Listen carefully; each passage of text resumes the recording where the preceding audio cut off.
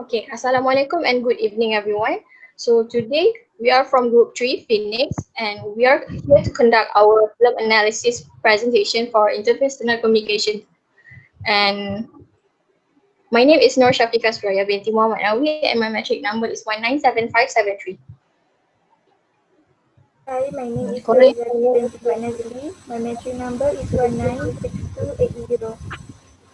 Hi, my name is Nur Shazana binti Muhammad Nasi and my metric number is 198450. Hi, my name is Yasara binti Salihuddin and my metric number is 196084. Hi, my name is Emma Haris bin Muhammad Arshad and my metric number is 204597. Hello, my name is Muhammad Alif bin Zainuddin. My metric number is 199275. Hi, my name is Kazi Tim Tariqul Haq and my metric number is 200016. Okay.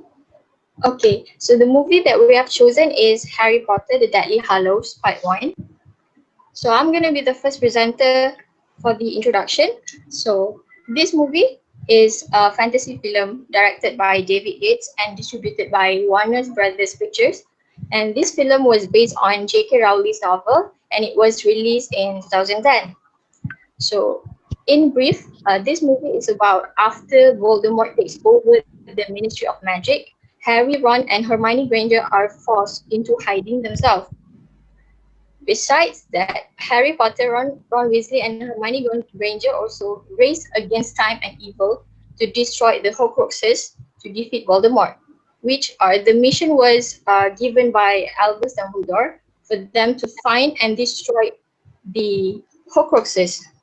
So as we know, Horcruxes is the key of Voldemort immortality. So uh, during their journey, in this to destroy the Horcrux, they also uncover the existence of the three most powerful objects in the wizarding world: the Deathly Hallows, which are consist of the Elder Wand, the Resurrection Stone, and also a cloak of invisibility. Okay, moving on to the next part. The reason why we chose Harry Potter, the Deathly Hallows movie is because we found that most of the scenes are related to chapter 13, barriers to self-excellence. So basically, and then we also found that most of the scenes can be related to the 5 keys of effective supervisory communication, which is it is important to ensure the communication are effectively delivered. And in this movie also, there are a lot of issues and conflicts which can be related to defensive communication. For instance, Harry Potter, Ron, Weasley, and Hermione also face a misunderstanding between them during the journey. So for the next analysis, I'm going to pass to the next presenter. Okay, so I'm going to talk about analysis one. So although the strength of friendship saved our heroes time and time again, they clearly couldn't resist the old argument. So what we got from the movie is we got the effective supervisory communication, which is informative management, where in this film, Harry's is lack of a plan for finding the remaining Horcruxes drive Ron away and drive Hermione to despair. The mission gets back on track when Harry see a visions of Voldemort and share it with Hermione and Ron, while Hermione got some information from the books how to destroy Horcrux, which is she deduced that the Sword of Gryffindor can destroy Horcruxes and decide to go with Harry to Godric's Hollow. In corporate communications, having a crisis plan is an absolute must for any organizations hoping to survive. Practicing that plan at least annually is even more important. And for the next, for the analysis two is persuasive leaderships. There is a two example. The first one is Harry's big Pulsatong to open the Horcrux locket and told Ron to destroy the Horcrux when the locket is open. And the second one is Harry is willing to take the advice of others and not just listen. He is willing to apply that advice if he deems it right, and then credit the proper persons if it's worth, while accepting blame if it fails. He fully understands that all have something valuable to offer, even an ill-treated house elf that named Dolby. For the next analysis, I will pass to the next presenter. So for the third analysis, we found that even the main character in this movie are best friends for a long time.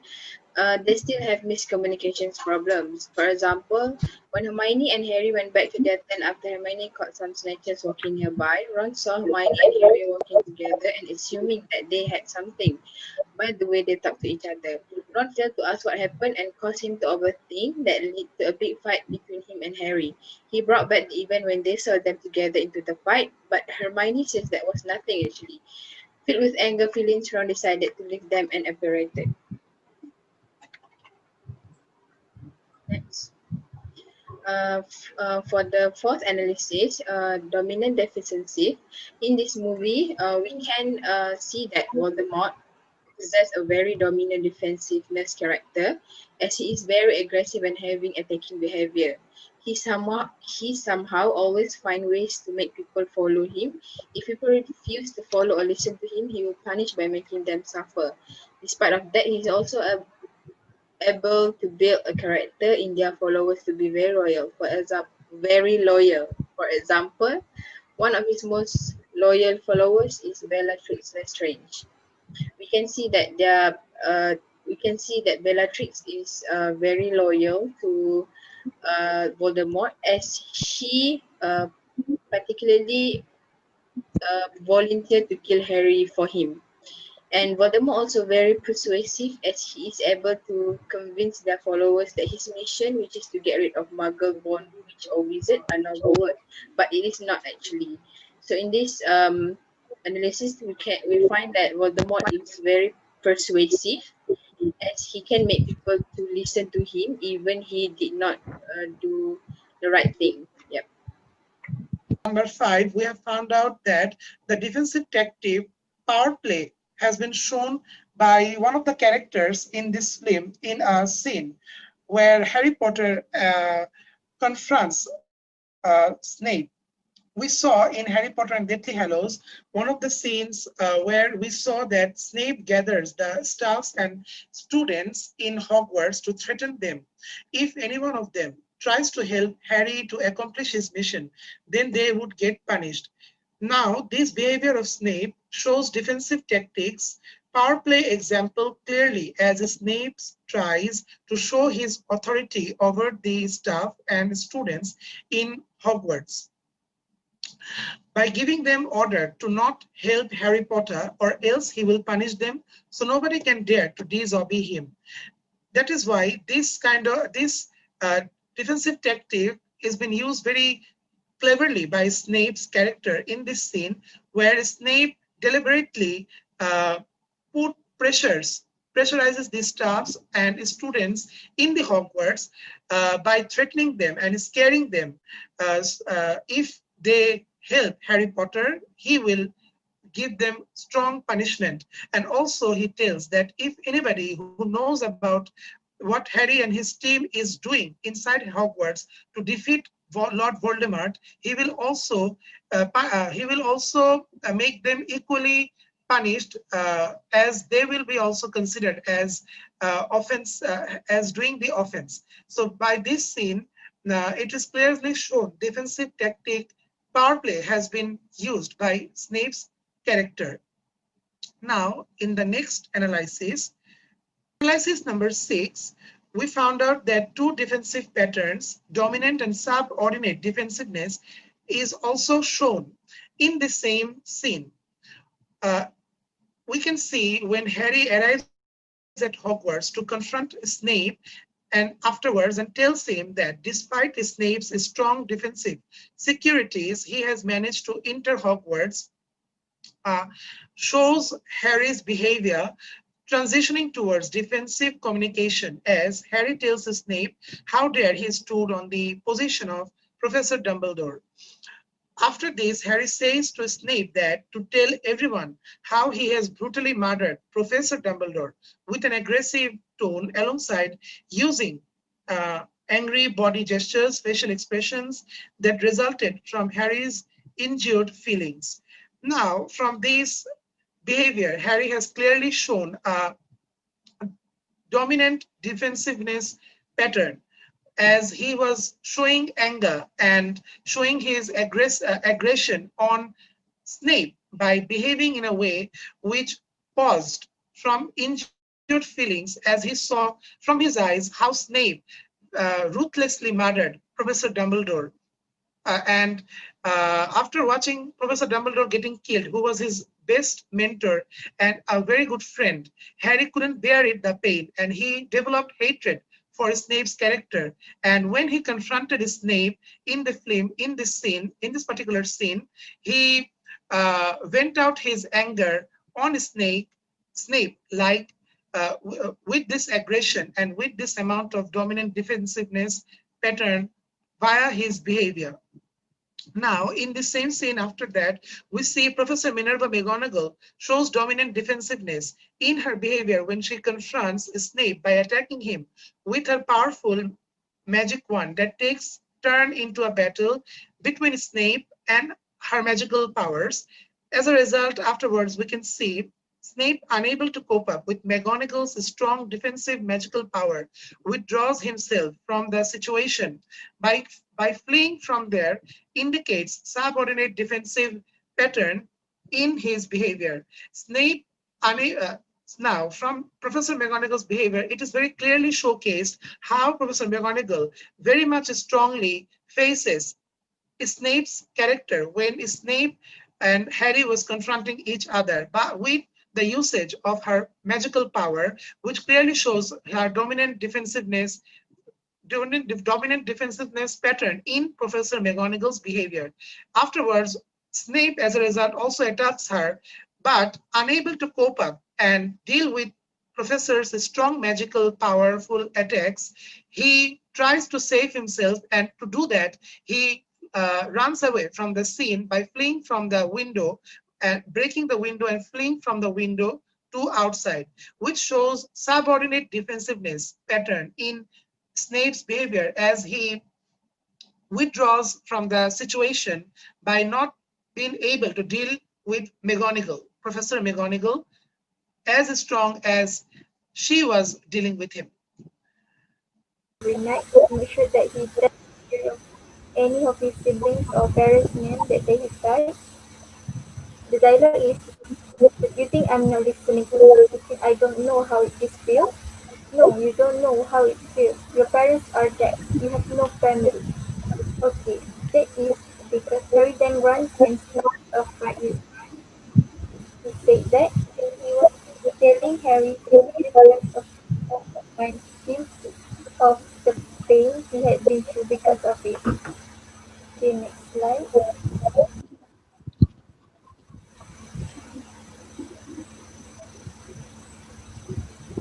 Okay, for the physical separation, it is when messages are sent by the sender, the physical barriers do not let the communication become effective.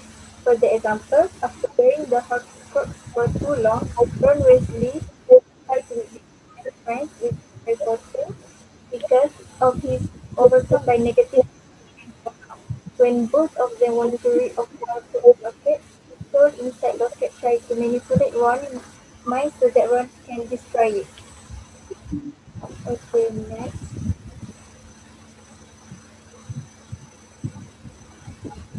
Alright, next. Okay, I pass to next student for solution.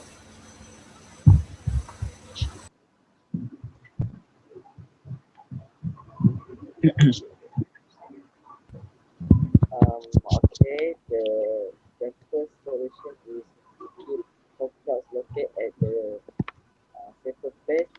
This is because to avoid from influence by being stored inside the locket. Maybe they can put inside him back there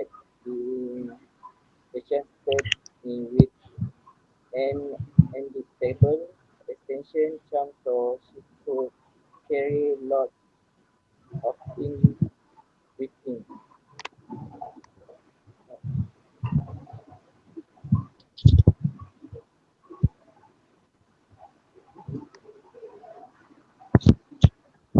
So the second solution is having a face-to-face talk.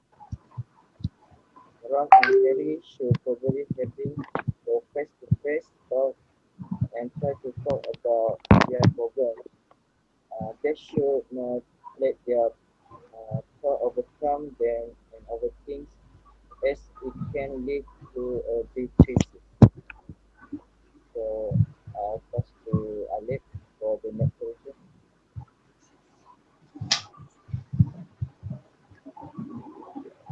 Okay, for the final solution, Ron, we need the be more understandable towards another.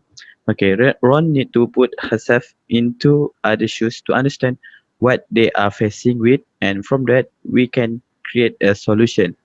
By become understandable, we can avoid misunderstanding between each other, and we will have a better communication and understanding. For example, which is in the scene in the movie, which is the Ron play a radio. As we know, Harry did not have a parents. By put Ron shoes into Harry place, maybe Ron will have more empathy towards Harry and will not what we call hurt Harry's feeling. Okay, that's all from me. Tarikul want to conclude the presentation.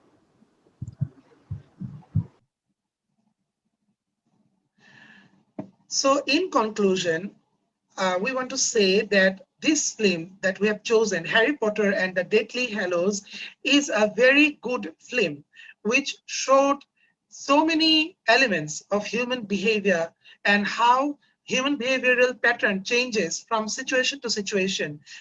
In so many scenes in this film, we can see usage of dominant and dominant and subordinate defensive patterns in the characters' behaviors, as well as non-defensive and defensive communication uh, in the film as well. We found out that in this film, when Harry Potter and his friends tries to defeat Voldemort, they use both type of behavior to deal with situations which comes onto their way. As my as my fellow presenters and I also have said previously that Harry Potter and his friends have also used behavior pattern which showcased how beautifully, how intelligently, strongly they have dealt with everything, uh, which resulted into their success, their defeating Voldemort. This film clearly indicates that how good always triumphs over evil, no matter what, how the evil seems to be powerful and non-defeatable. Always the good triumphs because the good because when we have virtue, when we have honesty, assertiveness in our behavior, like Harry Potter's character showed in his behavior, we can achieve and we can overcome any kind of negativity, any kind of evil, just like we also do in our real life. In this film, two defensive patterns about the issues which were raised by through the wrongful uses of power, magical spells, and also illegal usage of authority by the negative characters played by Snape, Voldemort, and others. Now also showcased how they also have used defensive and non-defensive behavior, being revengeful and being defensive. So in this way, this film has covered all the contents in more or less all the contents discussed in the chapter 13, and that is why we believe that by choosing this film, our group done a very appropriate has made a very appropriate decision, and we have learned so many aspects of all kinds of two defensive patterns, non-defensive and defensive communication, also barriers to communication, which were mainly discussed in the chapter 13 of our course. Thank you for watching, and that's all from us.